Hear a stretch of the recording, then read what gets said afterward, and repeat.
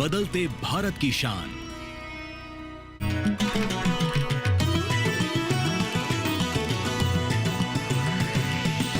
DD किसान, बदलते भारत की शान।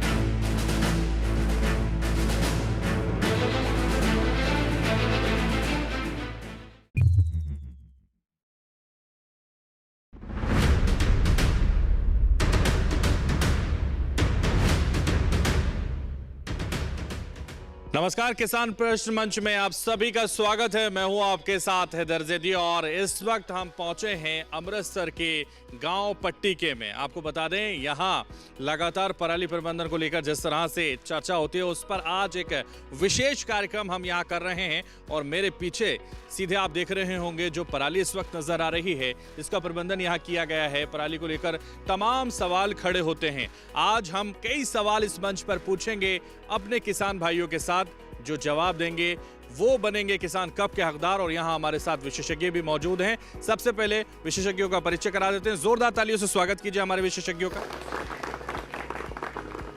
मेरा नाम डॉक्टर रविंदर कौर है। मैं कृषि विज्ञान केंद्र अमृतसर में बतौर फसल विज्ञानी काम कर रही हूँ। डॉक्टर तजिंदर सिंह, मुख्य कृषि अधिकारी अमृतसर। मैं इंजीनियर मनदीप सिंह हूँ। मैं खेतीबाड़ी और किसान भलाई विभाग अमृतसर में सहायक खेतीबाड़ी इंजीनियर पद पर काम कर रहा हूँ। मेरा नाम जगराजवीर सिंह गिल, मैं subject matter specialist extension Amritsar में सेवा निभा रहा हूँ। मैं Sukhrajveer Singh Gill, subject matter specialist farm management Amritsar सेवा निभा रहा हूँ। मैं गुरमीत सिंह एज ए खेतीबाड़ी अफसर अमृतसर ब्लॉक तरसिक्का में काम कर रहा हूँ। मैं हरविंदरजीत सिंह खेतीबाड़ी विकास अफसर ब्लॉक तरसिक्का विच अपने सेवावान निभा रहा हूँ। और इतने सारे किसान हमारे साथ इस मंच पर मौजूद हैं, अपना भी जोरदार तालियों से स्वागत कीजिए।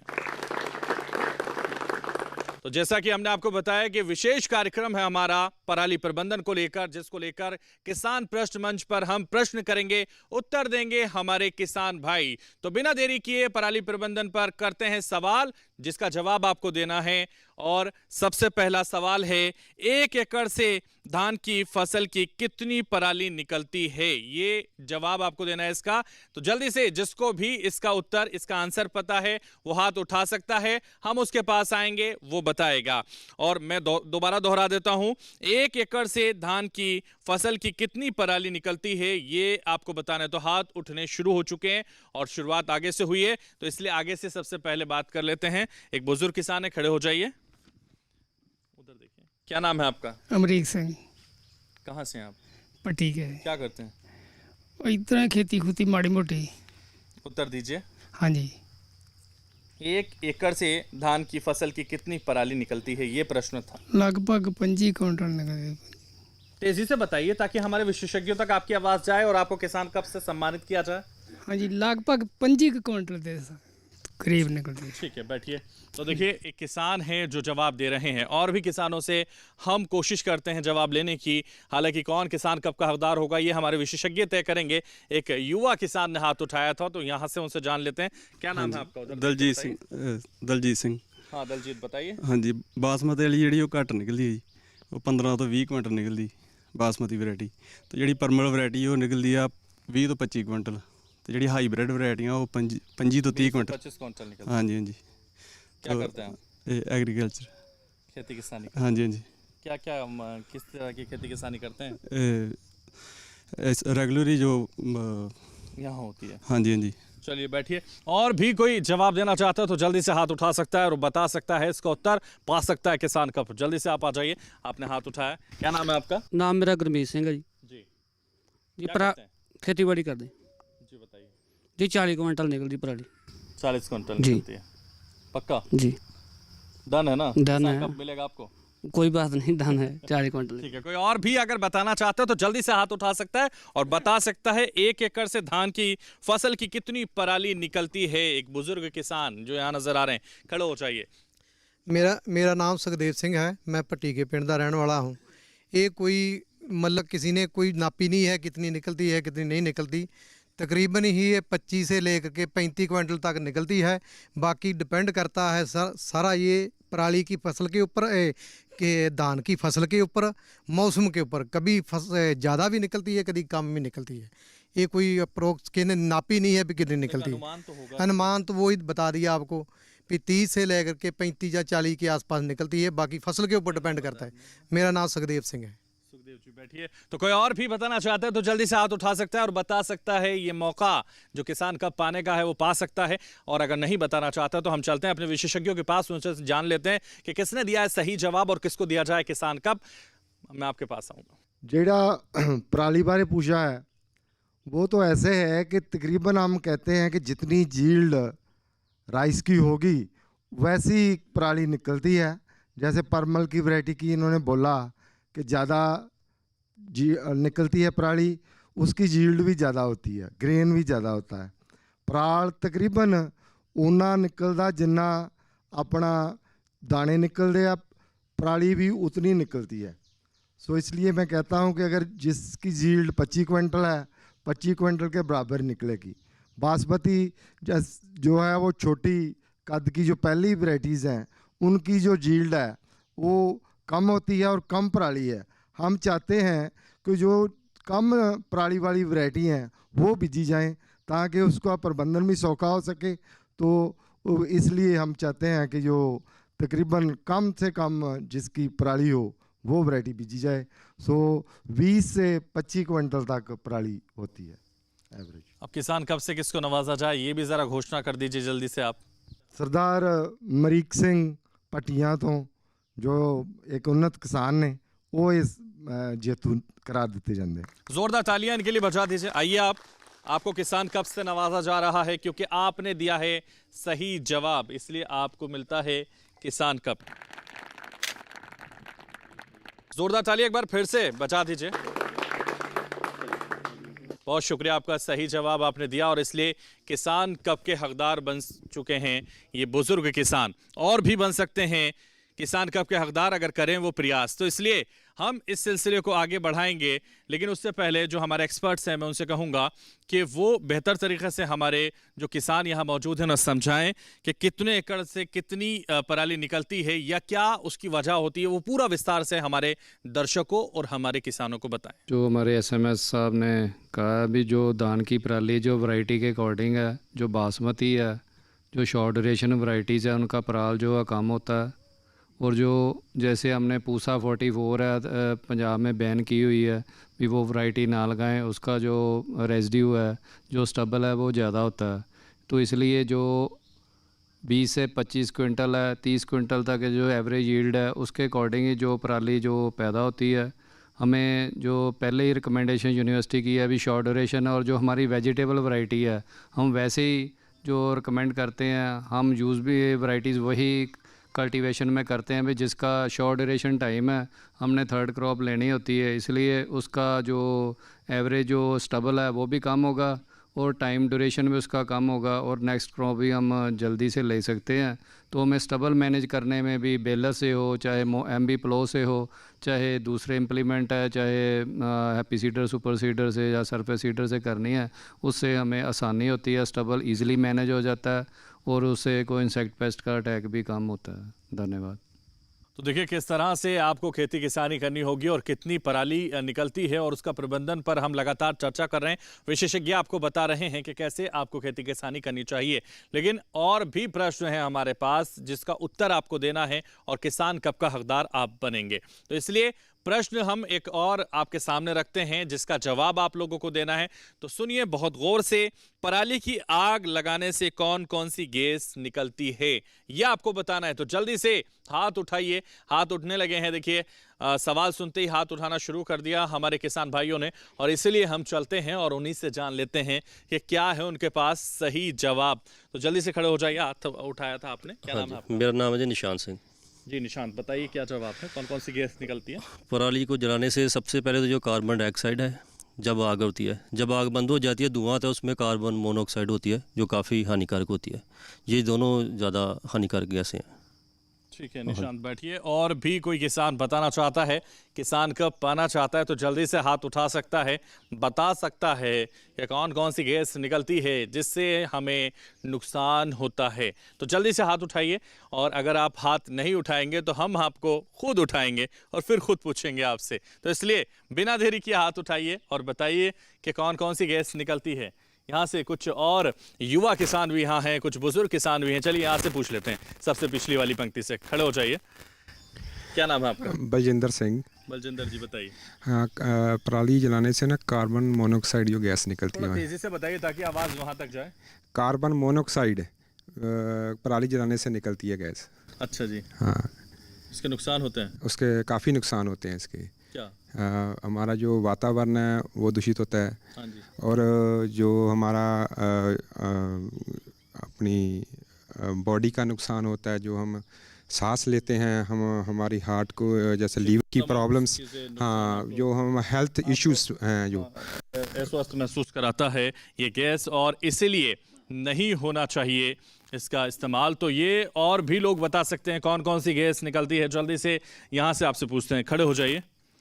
क्या नाम है आपका? संदीप सिंह नाजी। संदीप जी बताइए, क्या कौन कौन सी गैस निकलती है पराली जलाने से? मोनोऑक्साइड जो भी निकलती है। हाँ जी, ਉਹਦੇ ਨਾਲ ਸਾਡੇ ਸਰੀਰ ਨੂੰ ਨੁਕਸਾਨ ਹੁੰਦਾ ਸਾਹ ਲੈਣ ਦੇ, ਤੇ ਜਾਂ ਕੋਈ ਸੜਕਾਂ ਸੇ ਹੁੰਦਾ ਜਦੋਂ ਆਪਾਂ ਅੱਗ ਲਾ ਦਿੰਦੇ ਹਾਂ। ਹਾਂਜੀ। और कुछ कहना चाहेंगे? नहीं।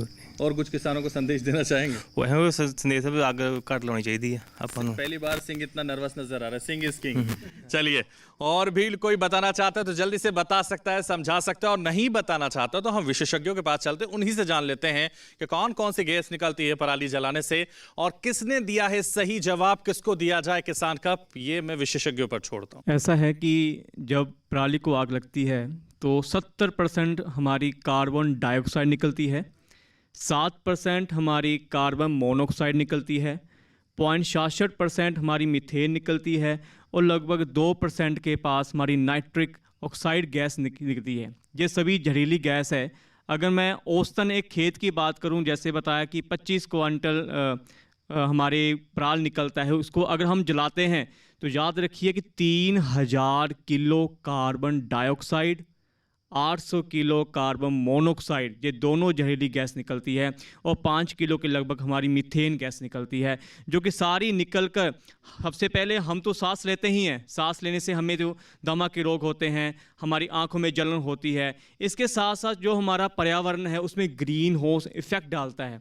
ये सारी गैस ट्रैप हो जाती है, जिसमें वातावरण आप देख रहे हो कि हर साल गर्मी बढ़ रही है। गर्मी बढ़ने से हमारी झाड़ पर भी बहुत ज़्यादा नुकसान पड़ रहा है। तो इसका जो सही जवाब है, हमारे पास जो किसान है निशान सिंह जी, उन्होंने सही दिया है। इसके लिए बहुत ज़्यादा तालियां। निशान जी के लिए जोरदार तालियां बजा दीजिए। तालियों में कंजूसी मत कीजिए, क्योंकि दिलदार होते हैं पंजाबी, इसलिए तालियां तो बजाते रहिए। इधर आ जाइए, जोरदार तालियां एक बार फिर से बजा दीजिए। बहुत शुक्रिया, सही जवाब आपने दिया, और इसलिए किसान कप के हकदार बन सके हैं हमारे निशान जी। और भी लोग बन सकते हैं अगर वो प्रयास करें, कोशिश करें, क्योंकि कोशिश करने वालों की कभी हार नहीं होती। इसलिए एक और प्रश्न हम आपके सामने रखते हैं, इस प्रश्न का उत्तर भी इसी से जुड़ा हुआ है, इसलिए एक और प्रश्न हम आपके सामने रखते हैं। पराली के आग के क्या क्या नुकसान होते हैं जमीन पर और हवा में, ये दोनों आपको बताने इस बार। इसी से मिलता जुलता ये प्रश्न है जो इससे पहले दिया गया है, तो कोशिश की जा सकती है और नकल भी की जा सकती है, अगर चाहें तो वही उत्तर भी दिया जा सकता है। तो जल्दी से हाथ उठा लीजिए और बताने की कोशिश कीजिए। तो देखिए बहुत सारे तैयार हो गए हैं, जल्दी से तो उनके पास चलते हैं और उन्हीं से जान लेते हैं कि क्या है इसका सही उत्तर। क्या नाम है आपका? इधर आ जाइए, नाम बताइए अपना। मेरा नाम सतनाम सिंह है। जब हम पराली से आग लगाते हैं, धरती में जितने जीव जंतु उनको भी नुकसान पड़ता है और ऑक्सीजन में भी खराबी पड़ती है। ठीक है, तो धरती पर भी नुकसान है और हवा में भी नुकसान होता है, ये बता रहे हैं हमारे सतनाम जी, जो यहाँ किसान हैं, जो हमारे साथ मौजूद हैं, और भी युवा किसान देखिए तैयार हैं। क्या नाम है आपका? मेरा नाम ਦਵਿੰਦਰਪਾਲ ਸਿੰਘ ਜੀ। देवेंद्र जी बताइए।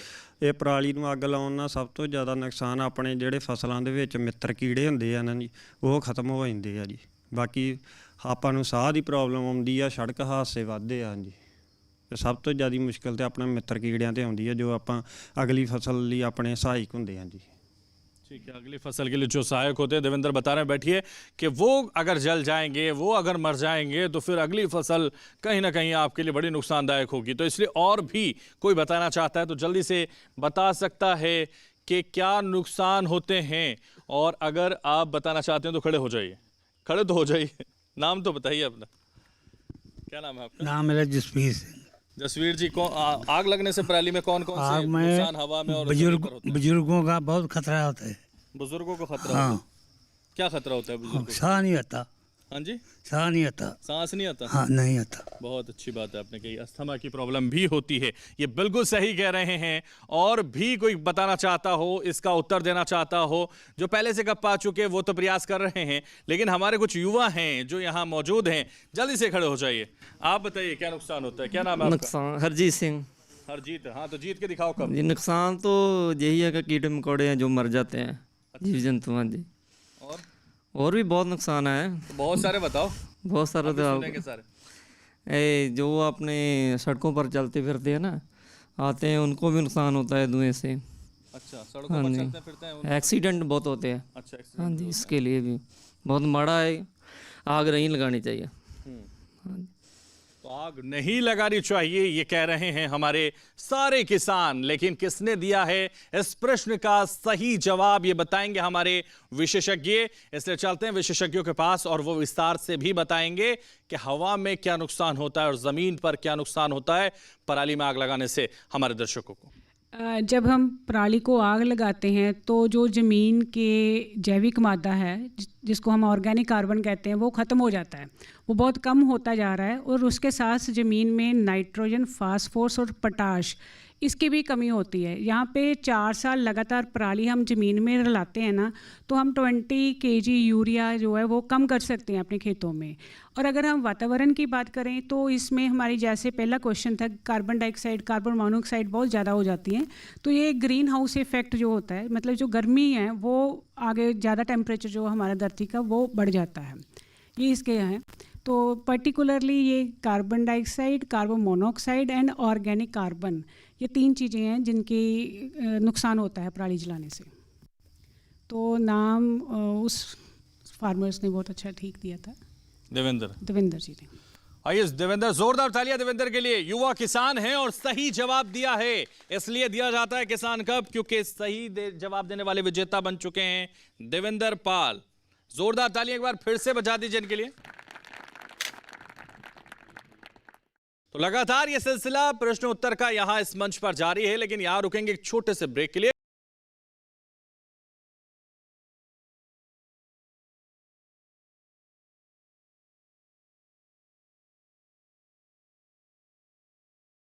अब लोन प्रोसेसिंग में इतनी देरी, ये सब ना तुमसे नहीं होगा। लो तुम ही कर लो। देखो तुम झूठ बोलो लेकिन। इधर आओ, क्या बात? फाइनेंशियल एसेट्स का प्रमाण देना है, इस वजह से लोन अटका है। देखो, अकाउंट एग्रीगेटर से जुड़ो। अकाउंट एग्रीगेटर बैंक इत्यादि के पास उपलब्ध आपकी वित्तीय जानकारी को आपकी स्पष्ट सहमति से ऋण देने वाली वित्तीय संस्थाओं से साझा करता है। पापा, it was so easy. RBI कहता है, जानकार बनिए, सतर्क रहिए।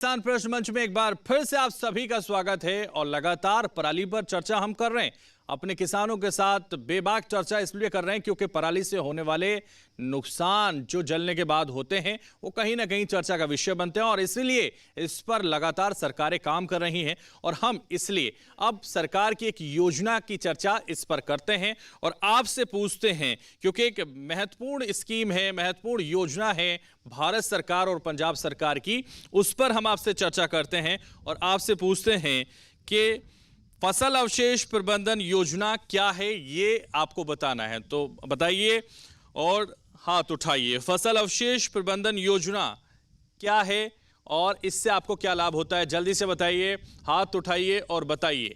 तो फसल अवशेष प्रबंधन योजना, फसल अवशेष प्रबंधन स्कीम क्या है, ये आपको बताना है। तो देखिए सरकार, जो दोनों सरकारें मिलकर इस योजना को चला रही हैं, उसके बारे में आपको बताना है, तो जल्दी से हाथ उठाना है और बताना है फसल अवशेष प्रबंधन योजना के बारे में। जो भी बताना चाहते हैं, ये बुजुर्ग किसान हैं, यहाँ से शुरुआत करते हैं। आइए खड़े हो जाइए। मेरा नाम सरबजीत सिंह, पिंड विंजरवाल ਦਾ ਰਹਿਣ ਵਾਲੇ ਹਾਂ ਤੇ पराली ਦਾ बहुत नुकसान है। बैठिए। तो देखिए लगातार बुजुर्ग हमारे बता रहे हैं कि पराली जलाने के नुकसान है। हालांकि वो प्रश्न का उत्तर नहीं बता पाए, लेकिन प्रयास जरूर उन्होंने किया है। तो देखिए और भी लोग हैं जो बता सकते हैं, जो समझा सकते हैं कि आखिर ये जो योजना है वो किस लिए चलाई जा रही है, इस योजना से आपको क्या फायदा होता है। कुछ भी जो आपके मन में आता है इस योजना के बारे में बता सकते हैं। जल्दी से खड़े हो जाइए। और भी कुछ बुजुर्ग हैं, देखिए उनसे पूछ लेते हैं। उनसे आप आ जाइए, आप आ जाइए। यंग से लग रहे हैं, आप नहीं डर रहे। क्या नाम है आपका? मेरा नाम अमरजीत सिंह है। कैमरे की तरफ। मेरा नाम अमरजीत सिंह है। सरकार ने पराली संभालने के लिए बहुत संद चलाई हुए हैं, जैसे उल्टामा हल हो गया, सुपर सीडर हो गया, जीरो ड्रिल हो गया। इसी से हम सब पराली को मिला सकते हैं ज़मीन में मिलाएंगे कि उसका झाड़ बढ़ेगा, तो फिर अच्छा किसान को भी अच्छा फ़ायदा होगा। अगर हम जलाएंगे तो नुकसान ही है। ठीक है, नुकसान है अगर हम जलाएंगे तो, ये तो सबको पता है और इस पर काम भी किया जा रहा है। हमारे किसान भी कहीं ना कहीं अब काफ़ी जागरूक हो गए हैं इसको लेकर, और सरकारें भी लगातार प्रयासरत हैं, और इसीलिए लगातार इस मंच पर इस मुद्दे पर चर्चा हो रही है। और भी कोई बताना चाहता हो, आप खड़े हो जाइए ज़रा। क्या नाम है आपका? साहब सिंह। उधर देखिए। साहब सिंह है जी। हाँ, तो सरकार ने बहुत क्या करते बढ़िया। हैं साहब सिंह? किसान। अच्छा, किसान है जी, बताइए। सरकार ने बहुत बढ़िया प्रबंध किया है। जो हैप्पी सीडर है, मल्चर है, बल्टामे हल है, उससे मतलब कि पराली का प्रबंधन हो सकता है, तो वातावरण भी बच सकता है, तो झाड़ भी अच्छा मिल सकता है। बहुत बढ़िया। देखिए वातावरण भी बच सकता है, और भी फायदे होते हैं पराली ना जलाने से। जलाने से होते नुकसान होता है, ना जलाने से तो ये इसका प्रबंधन तो ये भी सरकार ने मशीनरी का बहुत बढ़िया प्रबंध किया है। अच्छा, हाँ, ठीक है, बैठिए आप। तो देखिए कोशिश हमारे किसान कर रहे हैं और बता रहे हैं कि क्या नुकसान क्या फ़ायदा इसका होता है, कौन सी योजना चलाई जा रही है। और देखिए एक बुजुर्ग किसान जो उत्साहित हैं बताने के लिए। नाम बताइए पहले।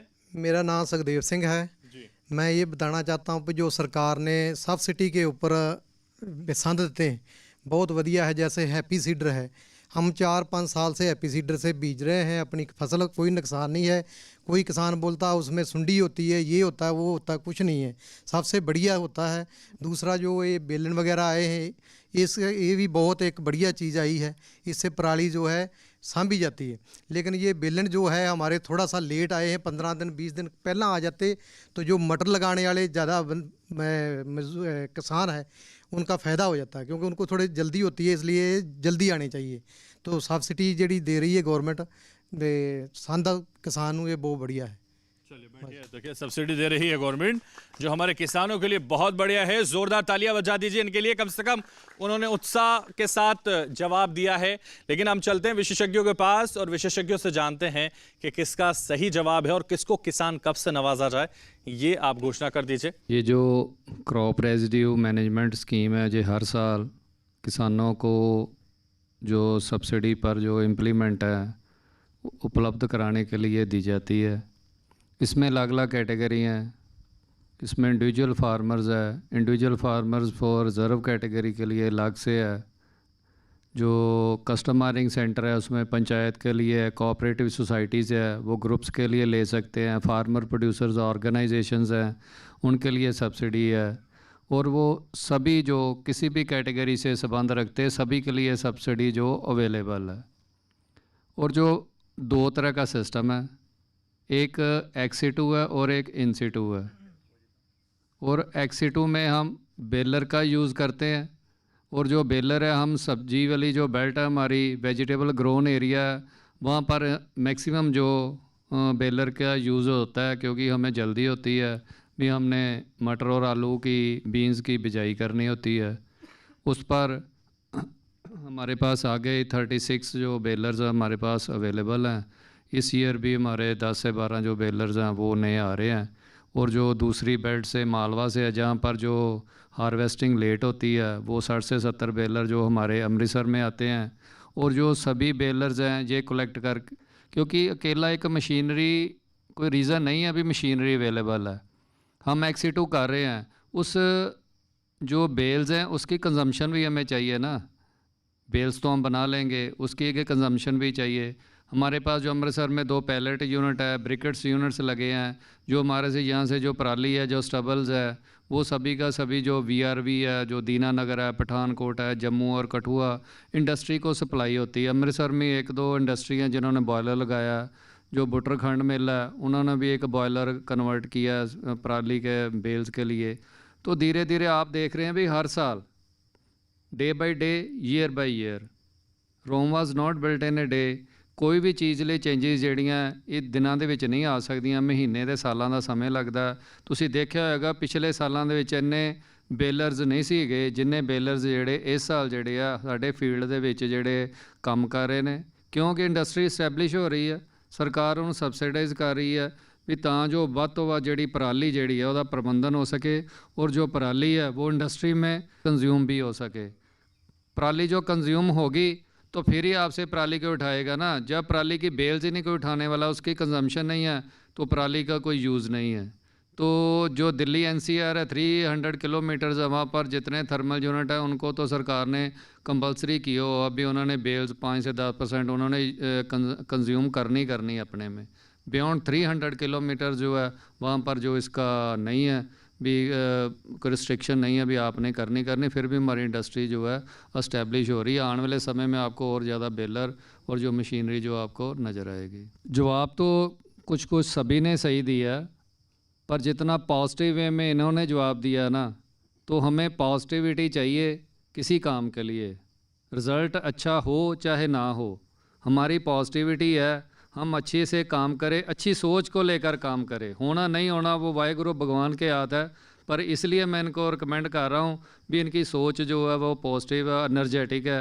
वो चाहते हैं भी, उनको मुझे लग रहा था भी जो पराली प्रबंधन हो रहा है और अच्छे तरीके से होना चाहिए, इसलिए। आइए सुखदेव जी, जोरदार तालियां आप बजा दीजिए इनके लिए, क्योंकि इनको दिया जा रहा है किसान कप। इन्होंने बहुत ही उत्साह के साथ दिया था जवाब, इसलिए इनको दिया जाता है किसान कप। जोरदार तालियां एक बार फिर से। बहुत शुक्रिया, सही जवाब आपने दिया और इसीलिए किसान कप के हकदार आप बन गए हैं, और लोग जो यहाँ नहीं बन पाए हैं वो भी बन सकते हैं किसान कप के हकदार।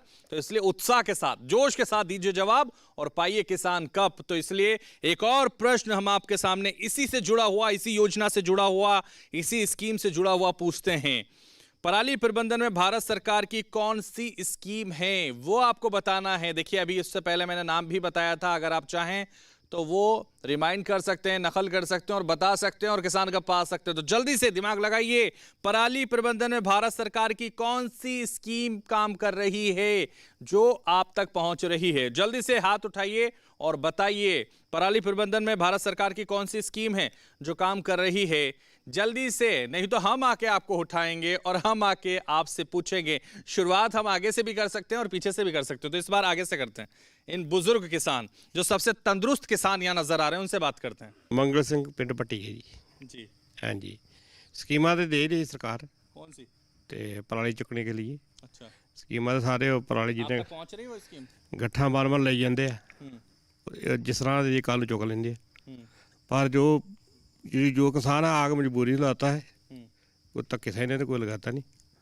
तो एर का थोड़ा जहा सौखा है काम, उस नां की अगले तो पराली चक लेंगे। तो 30 किले की पराली जी चुकाई है, आग नहीं लगाई। तो जो पराली चुकाई हो उसका समान भी होना चाहिए। 30 किला वेला कराया है, आग नहीं लगाई। हाँ जी, शुक्रिया आपका। तो देखिए, मंगल सिंह जो हमारे किसान हैं, जो यहाँ इस मंच पर सबसे ताकतवर और तंदुरुस्त किसान नजर आ रहे हैं, उन्होंने उसी ऊर्जा के साथ जवाब दिया है। और भी कोई किसान जवाब देना चाहता है तो जल्दी से खड़ा हो जाए और बताए कि भारत सरकार की कौन सी स्कीम काम कर रही है। तो जल्दी से बता सकते हैं और किसान का पास सकते हैं। तो कौन सी स्कीम है जो भारत सरकार की आप लोगों तक पहुंच रही है। ये युवा हैं जो बार बार प्रयास कर रहे हैं, कोशिश करने वालों की कभी हार नहीं होती, इसलिए बार बार कोशिश। हाँ जी, मेरा नाम दलजीत सिंह, हाँ जी, भारत सरकार की जो CRF जो स्कीम है वो सबसे बढ़िया है। जैसे CRF? हाँ जी, CRF। तो उसमें जो इम्प्लीमेंट आते हैं, जैसे प्लो हो गया, चॉपर हो गया, सुपर सीडर हो गया, वो पराली को ज़मीन में नष्ट करने के काम आते हैं, वो सबसे बढ़िया है CRF। हाँ जी, तो पराली के फ़ायदे भी काफ़ी होते हैं, जैसे पोटास, सल्फ़र और नाइट्रोजन का जैसे कम डालनी पड़ती है। ऊपर से आग लगाने से जो ऊपरली परत होती है ज़मीन की, वो लाल पड़ जाती है और उपजाऊ शक्ति ख़त्म होती है ज़मीन की। बैठिए दिलजीत। तो देखिए, कोशिश कर रहे हैं हमारे किसान और बता रहे हैं कि कैसे कौन सी योजना उन तक पहुंच रही है। और भी कोई किसान बताना चाहता है, समझाना चाहता है तो जल्दी से खड़े हो सकते हैं। और देखिए, और भी कुछ किसान हैं जो यहाँ हैं। आप खड़े हो जाइए, आप आइए, हम आपसे बात करते हैं। पूरे ग्रीन नज़र आ रहे हैं आप, किसान का निशान, हरी पोशाक। जल्दी से बताइए। हजूर सिंह। हजूर सिंह? हाँ जी, हाँ जी। तो हुजूर अब तो बता दीजिए। CRM ਸਕੀਮ ਹੈਗੀ ਆ। CRM ਇਹਦੇ ਕਾਫੀ ਫਾਇਦੇ ਹੈਗੇ ਆ। ਮਤਲਬ जरा बताइए हमारे दर्शकों को। ਸੁਪਰ ਸੀਡਰ ਦੇ ਨਾਲ ਕਾਫੀ ਬਿਜਾਈ ਹੁੰਦੀ ਹੈ ਇਹਦੀ। ਮਤਲਬ ਇੱਕ ਜ਼ਿਮੀਂਦਾਰ ਸੀ ਮੁਸ਼ਲ ਪਿੰਡ ਦੇ ਵਿੱਚ, ਉਹਨੇ 60 ਏਕੜ ਜ਼ਮੀਨ ਇਹਦੇ ਨਾਲ ਸਿੱਧੀ ਬਿਜਾਈ ਕੀਤੀ। ਪਰਾਲ ਇਹਨਾਂ ਨਾਲ ਉੱਚਾ ਸੀ, ਉਹ ਸਾਰਾ ਉੱਤੇ ਬਿਜਾਈ ਕੀਤੀ ਵਿੱਚ ਉਹਨੇ। अच्छा, हाँ जी। और कुछ कहना चाहते हैं? ਹੋਰ ਵੀ ਆਪਣਾ ਪਰਾਲੀ ਸੰਭਾਲਣ ਦੇ ਵੀ ਬਹੁਤ ਫਾਇਦੇ ਹੈਗੇ ਆ। ਅੱਜ ਤੋਂ ਕਈ 10 ਸਾਲ ਪਹਿਲਾਂ ਵੀ ਲੋਕ ਕਈ ਵਿੱਚ ਵਾਹੁੰਦੇ, 10 ਸਾਲ ਹੋ ਗਏ ਲੋਕਾਂ ਨੂੰ ਵਾਹੁੰਦਿਆਂ ਨੂੰ। ਉਹ ਕਹਿੰਦੇ ਆ ਵੀ ਫਸਲ ਜਿਹੜੀ ਆ ਬਹੁਤ ਹੀ ਵਧੀਆ ਹੁੰਦੀ ਆ, ਫਸਲ ਦਾ ਝਾੜ ਵੀ ਚੰਗਾ ਨਿਕਲਦਾ ਤੇ ਕੁਆਲਿਟੀ ਵੀ ਵਧੀਆ ਬਣਦੀ ਆ अगर पराली प्रबंधन करेंगे तो। हाँ जी, हाँ जी। बैठिए हुजूर जी। और भी कोई बताना चाहता है, कोई किसान और भी जवाब देना चाहता है तो जल्दी से हाथ खड़ा कर सकता है, बता सकता है, समझा सकता है। तो देखिए, बहुत सारे हमारे भोले वाले किसान हैं जो शर्माते भी हैं, जो बताते भी हैं, जो समझाते भी हैं, जो नज़रअंदाज भी करते हैं। लेकिन हम चलते हैं हमारे विशेषज्ञों के पास और उनसे पूछते हैं किसने की है कोशिश सही जवाब देने की, किसको दिया जाए किसान कब। और हमारी जो योजना है, जो भारत सरकार की योजना है, जो लोगों तक पहुँच रही है, उस योजना का नाम भी हमारे दर्शकों, हमारे किसानों, हमारे भाइयों को, सबको बताइए। देखिए, इंग्लिश के शब्द हैं क्रॉप, रेजिड्यू, मैनेजमेंट। अगर इसमें हम हिंदी या पंजाबी में ले लो, क्रॉप फसल, फसल कोई भी हो सकती है, पराली भी हो सकती है, आजकल तो गेहूं भी है, उसको भी आगे किसान लगाते हैं। रेजिड्यू, जो अवशेष बच गए हैं, जो पराल बच गया है। मैनेजमेंट, उसका संभाल करना। क्रॉप अगर हिंदी में कहेंगे तो फसल, रेजिड्यू उसके अवशेष, जो फसल की कटाई के बाद हम उसकी बाली से गेहूं या कोई भी दाने निकाल लेते हैं, जो बाकी पराल जो कहते हैं, पराल अपने धान की खेत, अगर हम गेहूं की बात करें तो उसका जो अवशेष बच जाते हैं, जिसको हम आम में तूड़ी भी कहते हैं, वो सब रेजिड्यू है, वो सब अवशेष है। मैनेजमेंट, प्रबंधन करना, उसका अगर पंजाबी का निपटारा करना, आसान भाषा में मशीनों के साथ या किसी और तरीके से उसका निपटारा करना। तो क्रॉप रेजिड्यू मैनेजमेंट, फसल अवशेष प्रबंधन जो स्कीम है, ये भारत सरकार की सहायता से पंजाब सरकार 60-40 रेशो में इस साल की चला रही है। ये 2018-19 से चल रही स्कीम, 2018 से अब तक 6 साल हो चुके इस स्कीम को चलते हुए। देखिए, जवाब तो सभी ने देने की कोशिश की है, लेकिन जो इस स्कीम को अपने खेतों में लेकर काम कर रहे हैं, सरदार दिलजीत सिंह जी, उनको जय पुरस्कार बनना जायज़ बनता है। जोरदार तालियां दिलजीत सिंह के लिए। देखिए, दिलजीत ने सही जवाब दिया और इसलिए किसान कप के हकदार बन गए हैं दिलजीत सिंह। जोरदार तालियां एक बार फिर से बजा दीजिए। सही जवाब आपने दिया, शुक्रिया। और इसलिए किसान कप के हकदार आप बन गए हैं, और भी लोग बन सकते हैं अभी किसान कप के हकदार। इसलिए और रखते हैं उनके सामने सवाल और उन्हें बनाते हैं किसान कप के हकदार। तो हम शुरुआत करते हैं एक बार फिर से और आपको बताते हैं इसी योजना से जुड़ा हुआ एक सवाल आपसे और पूछते हैं, जिसका जवाब आपको देना है। तो आपको बताना है इस स्कीम से कौन कौन सी मशीन मिल रही है। ये बहुत ही आसान सा प्रश्न है, कोशिश कीजिए कि सभी दीजिए और किसान कप पाइए। तो इसलिए इस स्कीम से कौन कौन सी मशीन मिल रही है ये बताना है और किसान कब पाना है। तो जल्दी से हाथ उठाना है और फिर यहाँ आ जाना है विशेषज्ञों के सामने और किसान कब पाइए। जल्दी से हाथ उठाइए और बताइए इस स्कीम के तहत कौन कौन सी मशीन आप लोगों को मिल रही है। तो जल्दी से बताइए कौन कौन सी मशीन मिल रही है, आप बताना चाह रहे हैं, जल्दी से आइए और बताइए। नाम बताइए। मेरा नाम सुखदेव सिंह है, मैं पिंड भट्टीके का रहने वाला हूँ। सबसे पहला तो इसमें जो हैप्पी सीडर मिल रहा है वो सबसे बढ़िया तो वो लगा है। दूसरा रूटावीटर है, वो भी उसी स्कीम के अंदर आता है। तीसरा ये बेलन जो आया है इस बार पराली को इकट्ठा करने के लिए, ये भी जो है सब्सिडी के ऊपर गवर्नमेंट दे रही है। ये तो ज़्यादातर हमारे इस एरिए में यही चलते हैं। ठीक है, बैठिए। तो देखिए कोशिश कर रहे हैं हमारे जो किसान हैं और वो बता रहे हैं कौन कौन सी मशीन उनको मिल रही है, वो बताने की कोशिश यहाँ कर रहे हैं और भी किसान बता सकते हैं। तो देखिए ये बता सकते हैं, क्या नाम है? दविंदरपाल सिंह जी। जी बताइए।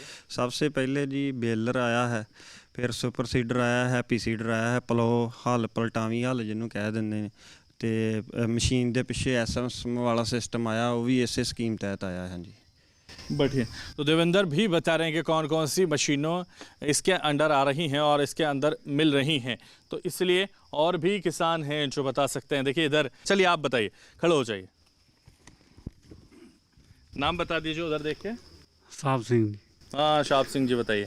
सर सुपर सीडर, मल्चर, पलटावे हल ते बेलर ये आ रही है मशीनां मिल रही हैं जी। ये है जी स्कीम का लाभ, इस स्कीम दे लाभ है जी। ठीक है बैठिए। और भी कोई बताना चाहता है तो जल्दी से बता सकता है। आप बताना चाह रहे हैं? मुझे लग रहा है आप बताना चाह रहे हैं, तो इसलिए आपसे पूछ लेते हैं। नाम बता दीजिए। बलजिंदर सिंह। हाँ बलजिंदर जी बताइए। जो CRM स्कीम है जो सरकार की चल रही है ना, उसमें जो इम्प्लीमेंट्स हैं वो सरकार सब्सिडी पर दे रही है। जैसे अपना सुपर सीडर हो गया, बेलर हो गया, मोल्ड बोल्ड प्लो हो गया, चॉपर हो गया, और काफ़ी ऐसे संद जो सब्सिडी पर मिल रहे हैं किसानों को। ठीक है, उसका फ़ायदा आप लोगों को पहुंच रहा है? हाँ फ़ायदा मिल रहा है, सब्सिडी पर दे रहे हैं वो। ठीक है, तो बलजिंदर बता रहे हैं देखिए CRM के तहत कौन कौन सी मशीनें मिल रही हैं उन्होंने बताया। लेकिन और भी कोई बताना चाहता है, आप बताना चाहते हैं तो जल्दी से इधर आ जाइए और बताइए। नाम बताइए अपना। नाम गुरमीत सिंह, पिंड विंजरवाल। तो सब तो पहले इस स्कीम के तहत बेलर वाली मिल रही है मशीनरी, उस तो बाद सुपर सीडर, हैप्पी सीडर मिल रहा, मल्चर मिल रहा, सब तो वड्डा जिहड़ा कि आलू की खेती करने में सब तो परफेक्ट चीज़ वरती जाती है। तो नाल सल्फर सीडर भी हुण जिहड़ा नवां आ रहा वो भी चल रहा, पर वो कामयाब घट होया, तो सुपर सीडर ज़्यादा बेस्ट है। नाम बता दीजिए। नाम गुरमीत सिंह, पिंड विंजरवाल जी। ठीक है, तो देखिए इतने सारे किसानों ने यहाँ जवाब दिया है। लेकिन अब चलते हैं हमारे विशेषज्ञों के पास, बिना देरी किए उनसे जानते हैं कि कौन कौन सी मशीनें हैं जो इसके तहत हमारे किसानों को मिल रही हैं इस योजना के तहत, और साथ ही वो ये भी बताएं कि किसने दिया है सही जवाब, किसको दिया जाए, किसान कब। जो कि भारत सरकार और पंजाब सरकार के सहयोग से चल रही है। इसमें से सबसे पहले तो XC2 है, जैसे बेलर है, रेकर है, इसमें जो बेल्स बनती हैं वो है मेन। उसके बाद फिर आ गया सुपर सीडर, हैप्पी सीडर आ गया, चॉपर आ गया, मल्चर आ गया, जीरो ड्रिल आ गई और MB प्लो आ गया। तो ये सारी मशीनें हैं जो सारी लोकप्रिय हैं अपने अपने हिसाब से। जैसे MB प्लो है, वो जो पोटैटो वाला आलू वाला एरिया उसमें बहुत अच्छा कामयाब है। उससे वैसे जब कल्टीवेट करते हैं तो ज़मीन थोड़ी बीच में कल्टीवेट कर देते हैं उसको पलटा के, तो वो ज़मीन काफ़ी नरम पोली रहती है और आलू की क्वालिटी बहुत अच्छी बनती है। ऐसे ऐसे अलग अलग इलाकों में अलग अलग मशीन जी है वो सारे को अच्छी पसंद की जा रही है। और मैं अब जो किसान की चुन करूँगा वो मेरे हिसाब से गुरमीत सिंह हैं, जिन्होंने बहुत अच्छा जवाब दिया है। आइए गुरमीत जी, जोरदार तालियां इनके लिए बजा दीजिए ताकि हम इनको किसान कब दे सकें। इनकी कोशिश कामयाब हुई है, जोरदार तालियां एक बार फिर से। देखिए तमाम किसान हमारे लगातार जवाब दे रहे हैं इस मंच पर और बता रहे हैं कि वो कैसे पराली का प्रबंधन कर रहे हैं, और ये सवाल हम आगे भी जारी रखेंगे। कुछ ही सवाल बचे हैं लेकिन यहाँ रुकेंगे एक छोटे से ब्रेक के लिए, फौरन हाजिर होंगे।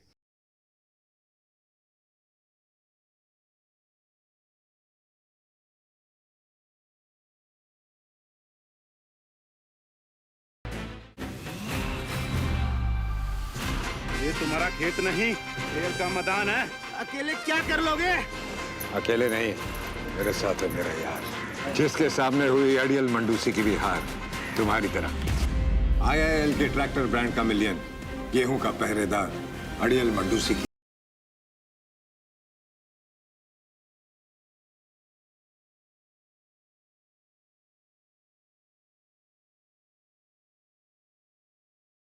किसान प्रश्न मंच में एक बार फिर से आप सभी का स्वागत है और हम आगे बढ़ते हैं, वही प्रश्न उत्तर करते हैं आपसे जो लगातार यहां जारी हैं। तो एक और प्रश्न आपके सामने रखते हैं, बहुत ही आसान सा पराली से जुड़ा हुआ प्रश्न है। पराली को संभालने के कौन कौन से तरीके हैं, ये आपको बताना है। पराली को कैसे आप लोग संभालते हैं, कैसे उसका सही जगह उसका चुनाव करते हैं रखने का, ये आपको बताना है। तो पराली को संभालने के कौन कौन से तरीके हैं जो आप लोग करते हैं, जल्दी से हाथ उठाइए, बताइए, समझाइए और किसान कब पाइए। तो जल्दी से हाथ उठाइए, नहीं तो हम आपको उठाएंगे और फिर पूछेंगे, वही तरीका वही अपनाएंगे और फिर आपके पास आएंगे। तो इसलिए जल्दी से हाथ उठाइए और बताइए कि कौन से तरीके से आप लोग पराली को संभालते हैं। जल्दी से हाथ उठाना है, बताना है। आपसे शुरुआत करते हैं।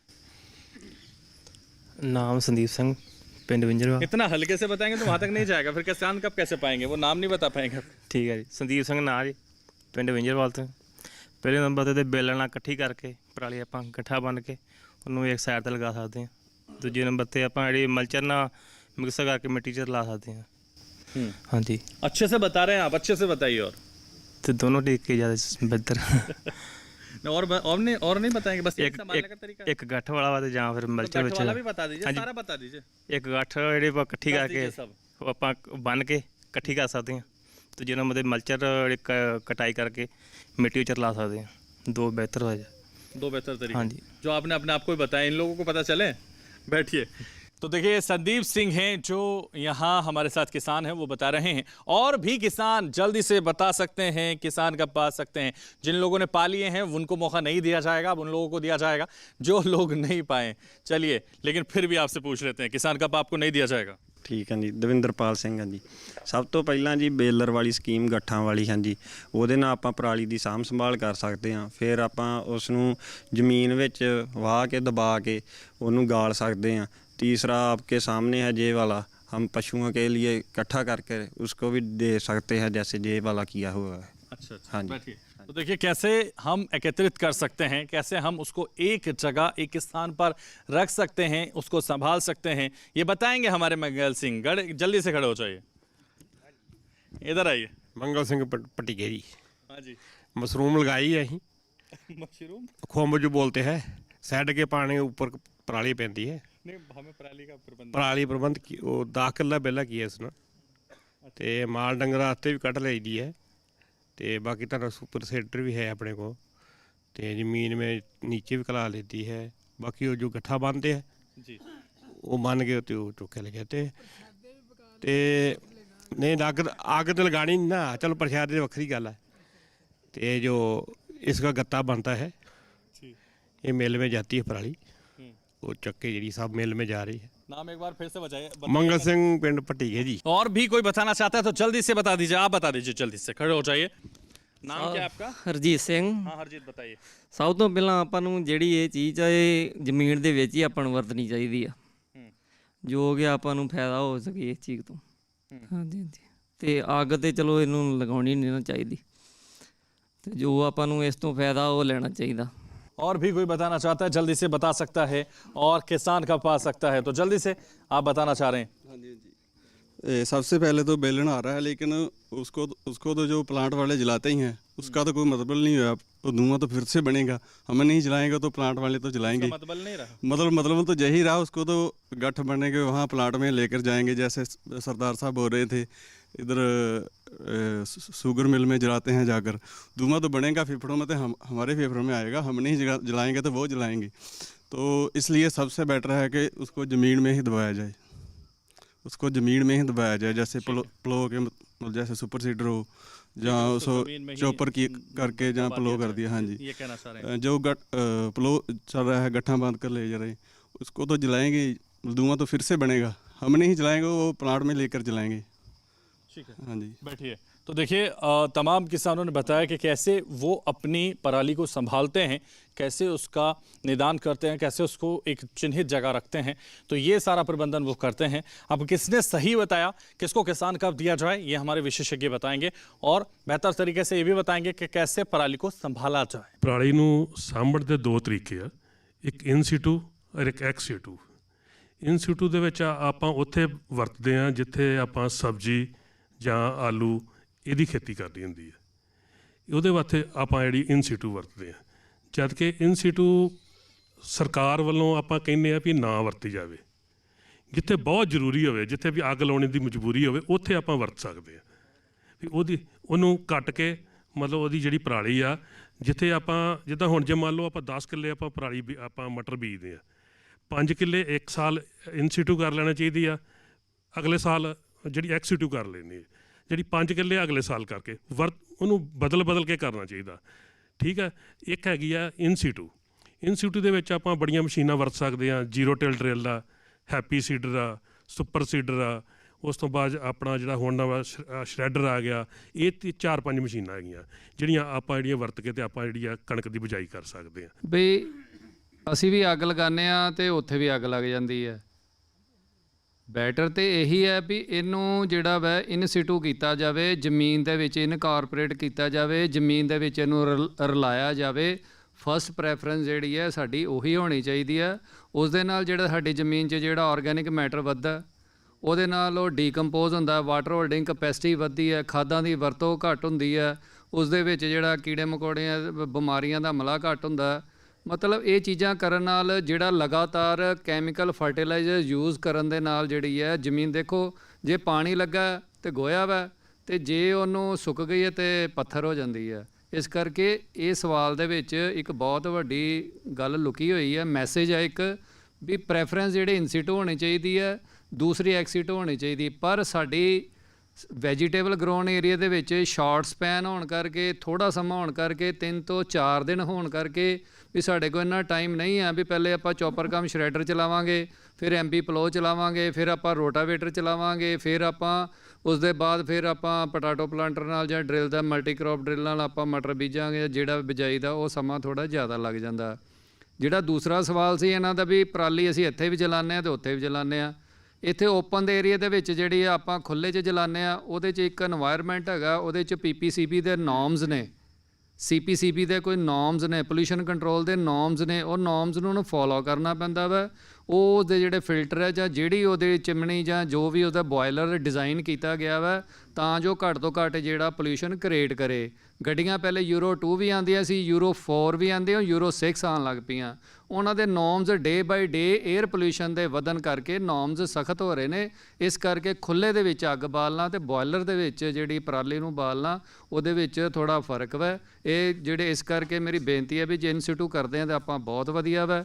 ਐਕਸ ਸਿਟੂ ਸੈਕਿੰਡ ਪ੍ਰੈਫਰੈਂਸ ਹੈ, ਪਰ ਵੈਜੀਟੇਬਲ ਏਰੀਆ ਹੋਣ ਕਰਕੇ ਸਾਡੀ ਜਿਹੜੀ ਪ੍ਰੈਫਰੈਂਸ ਐਕਸ ਸਿਟੂ ਬਣ ਗਈ ਹੈ। ਅਤੇ ਵੱਧ ਤੋਂ ਵੱਧ ਕਿਸਾਨ ਜਿਹੜੇ ਆਉਣ ਵਾਲੇ ਸਮੇਂ ਦੇ ਵਿੱਚ ਇਨ ਸਿਟੂ ਕਰਨ ਅਤੇ ਸਾਰੇ ਕ੍ਰਿਸ਼ੀ ਵਿਭਾਗ ਨੂੰ ਅਤੇ ਸਾਰੇ ਹੀ ਜਿਹੜੇ ਆ ਸਾਰੇ KVK ਯੂਨੀਵਰਸਿਟੀ ਸਾਰਿਆਂ ਨੂੰ ਹੀ ਖੁਸ਼ੀ ਹੋਏਗੀ ਜੇ ਆਪਾਂ ਵੱਧ ਤੋਂ ਵੱਧ ਜਿਹੜਾ ਇਨ ਸਿਟੂ ਕਰੀਏ। इसमें छोटा सा एडिशन करूँगा आपको समझाने के लिए कि चिमनीस में कैटालिटिक कन्वर्टर होता है। कैटालिटिक कन्वर्टर एक जाली ऐसी होती है जो कार्बन को पकड़ लेती है। जब कार्बन ही ऊपर नहीं जाएगी, ना कार्बन डाइऑक्साइड जाएगी, ना कार्बन मोनोऑक्साइड जाएगी। इसलिए कह रहे हैं कि बिल्कुल सही कहा कि वो क्लोज्ड इन्वायरमेंट में होता है जिसमें पार्टिकुलर मैटर्स को रिस्ट्रिक्ट किया जाता है बाहर निकलने के लिए। इसलिए हम ये नहीं कह सकते वहाँ आग लग रही है यहाँ भी आग लगेगी, दोनों बराबर है, दोनों बराबर नहीं है। मंगल सिंह को हम चाहते हैं अभी ये मंगल सिंह को इसका मिलना चाहिए। आइए मंगल सिंह, जैसा आपका नाम वैसा आपका शरीर और एक किसान कब भी आपने पाली। इधर आ जाइए, जोरदार तालियां बजा दी। बहुत शुक्रिया, सही जवाब आपने दिया और इसीलिए किसान कप के हकदार आप बन गए हैं। अब सवालों का सिलसिला इस मंच पर ख़त्म हो चुका है, लेकिन अगर आपका कोई सवाल है, यानी हमारे किसान भाई का कोई सवाल है, तो वो पूछ सकते हैं विशेषज्ञों से। तो जल्दी से अगर किसी का कोई सवाल, किसी के मन में कोई सवाल प्रश्न खड़ा हो रहा है तो जल्दी से हाथ उठाए और विशेषज्ञों से पूछ सकता है। तो जल्दी से हाथ उठा सकते हैं, पूछ सकते हैं, और अगर नहीं पूछना चाहते हैं तो हम अपने विशेषज्ञों से कहेंगे कि 30-30 सेकंड का अपना जो भी आप संदेश देना चाहते हैं किसान प्रश्न मंच के दौरान वो दे सकते हैं जल्दी से। मेरी तो ये राय है कि जैसे सभी ने बताया, अपने अपने विचार रखे, आपने भी रखे, हम भी आपके साथ अपने विचार रख रहे हैं। ज़्यादा से ज़्यादा इंस्टीट्यूट करना चाहिए, क्योंकि एक्सीट्यूट करते जाएंगे, जैसे रियाड साहब ने बताया था, उससे फिर उसकी प्रोडक्टिविटी जी है वो कम होती जाएगी। कुछ देर बाद चलो कोई थोड़ी मजबूरी हो जाती है, जैसे मटर लगाने हैं, आलू लगाने थोड़ी जल्दी हो जाती है, उसमें से चलो कुछ देर बाद वो रोटेशन चेंज कर लेनी चाहिए कि वो बदल जाए। इसमें मैं आपको ये भी बता दूं कि हम दोनों एक ही गांव से हैं। हमारा गांव अजनाले के पास पड़ता है, हम छोटे थोड़ी खेती करते हैं, और हमने पिछले काफ़ी 10-15 साल से अपने खेतों में आग नहीं लगाई, क्योंकि हम डिपार्टमेंट में हैं। हम ऐसा करेंगे तो हमको देख के सारे करेंगे, तो इससे थोड़ी देर पहले 1-2 साल थोड़ी प्रॉब्लम लगती है, फिर थोड़ी धीरे धीरे सा एक थोड़ा रोटेशन बन जाता है।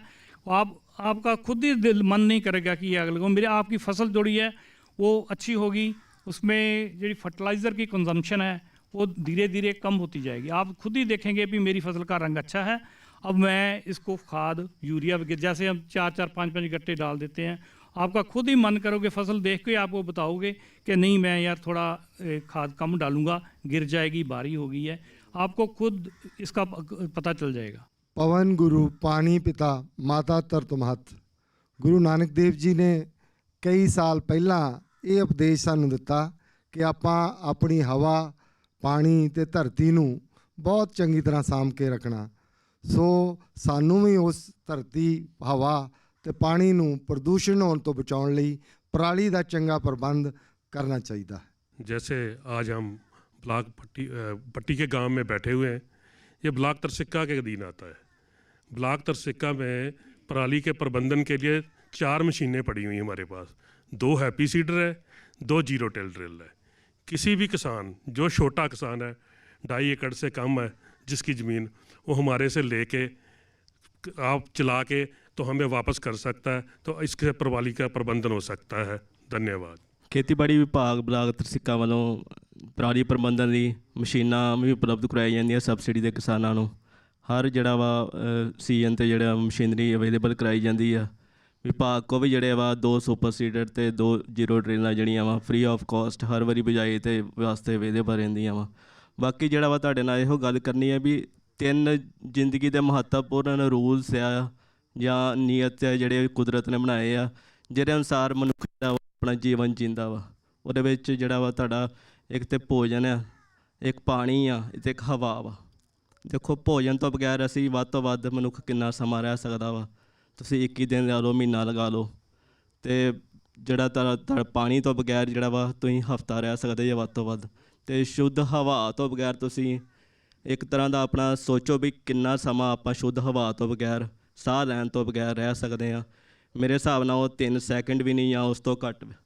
ਸੋ ਜਿਹੜਾ ਵਾ ਪਵਨ ਗੁਰੂ ਆ ਜਾਣਾ ਹੈ ਨਾ, ਗੁਰੂ, ਜੇ ਮੈਂ ਤੁਹਾਡੇ ਨਾਲ ਗੱਲ ਕਰ ਰਿਹਾ, ਰੂਬਰੂ ਹੋ ਰਿਹਾ ਵਾਂ, ਤਾਂ ਉਹ ਪਵਨ ਕਰਕੇ ਆ, ਜੋ ਹੋਰ ਵੀ ਕਿਸੇ ਵੀ ਪਲੈਨਟ 'ਤੇ ਜਾਂ ਕਿਸੇ ਵੀ ਜਿਹੜਾ ਉਪ ਮਹਾਦੀਪ 'ਤੇ ਜਾਂ ਉਪਗ੍ਰਹਿ 'ਤੇ ਜਿਹੜਾ ਵਾ ਇਹ ਆਪਾਂ ਗੱਲ ਇੱਕ ਦੂਜੇ ਨਾਲ ਨਹੀਂ ਕਰ ਸਕਦੇ। ਸੋ ਇਹ ਪਵਨ ਆ, ਇਹ ਹਵਾ ਵਾ, ਉਹਦੇ ਕਰਕੇ ਆਪਾਂ ਇੱਕ ਦੂਜੇ ਨਾਲ ਰੂਬਰੂ ਹੋ ਰਹੇ ਹਾਂ। ਇਸ ਕਰਕੇ ਸਾਰਿਆਂ ਨੂੰ ਬੇਨਤੀ ਹੈ, ਸਾਰੇ ਕਿਸਾਨ ਵੀਰਾਂ ਨੂੰ, ਵੀ ਪਰਾਲੀ ਦਾ ਪ੍ਰਬੰਧਨ ਜਿਹੜਾ ਵਾ ਨਾ ਉਹ ਆਪਾਂ ਆਪਣੇ ਹਿਸਾਬ ਨਾਲ ਜਾਂ ਆਪਣੀ ਜਿਹੜੀਆਂ ਜ਼ਰੂਰਤਾਂ ਵਾ ਜੋ ਆਪਣੇ ਕੋਲ ਅਵੇਲੇਬਲ ਚੀਜ਼ ਆ ਜਾਂ ਮਹਿਕਮਿਆਂ ਕੋਲ ਉਹਨਾਂ ਦਾ ਸਹਿਯੋਗ ਕਰਕੇ ਇਹਨਾਂ ਜਿਹੜਾ ਵਾ ਇਹਦਾ ਸੁਚੱਜਾ ਜਿਹੜਾ ਪ੍ਰਬੰਧन करिए। बहुत बढ़िया, जोरदार तालियां बजा दीजिए। तो देखिए तमाम लोगों को तमाम जानकारी हमारे विशेषज्ञों ने दी, जोरदार तालियां तो उनके लिए बनती हैं। और जिस तरह से सवाल हमने आपसे पूछे, बेबाक आपने जवाब दिए, वो काबिल तारीफ थे। तो कहीं ना कहीं लगातार जिस तरह से मंच पर आप जुड़ते हैं और सवालों को जवाब देते हैं वो वाकई ऐतिहासिक है। ज़ोरदार तालियों से स्वागत कीजिए हमारे विशेषज्ञों का, और अपना भी ज़ोरदार तालियों से शुक्रिया अदा कीजिए इस कार्यक्रम में जुड़ने पर। तो देखिए जिस तरह से आज ये विशेष कार्यक्रम हमने पराली पर किया, अब हम पंजाब के अमृतसर आकर, और इसी तरह से लगातार फिर किसी नई जगह नई जानकारी के साथ फिर से होंगे हाजिर। तब तक के दीजिए इजाज़त, नमस्कार।